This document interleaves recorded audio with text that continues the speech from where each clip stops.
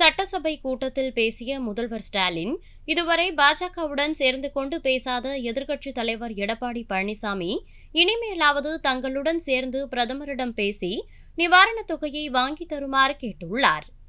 பிரதமரை சந்திக்கும் போதெல்லாம் மெட்ரோ ரயில் பணிகளுக்கான நிதி தொடர்பான கோரிக்கைகளை வைக்கிறேன். 6 நாட்களுக்கு முன்பு கூட பிரதமருக்கு இது தொடர்பாக கடிதம் எழுதியிருக்கிறேன். இதற்கான ஒன்றிய அரசு நிதியை இதுவரை தராததால் இந்த முழு தொகையையும் மாநில அரசின் நிதியிலிருந்தும் மாநில அரசு வழங்கும் கடனிலிருந்து மட்டுமே இதுவரை செலவிடப்பட்டுள்ளது.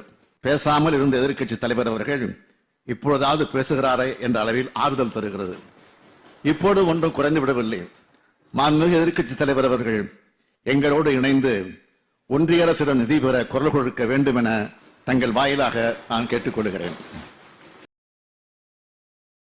செய்திகளை உள்ளது உள்ளபடி தெரிந்து கொள்ள ரெஃப்ளெக்ட் நியூஸை சப்ஸ்கிரைப் பண்ணுங்க.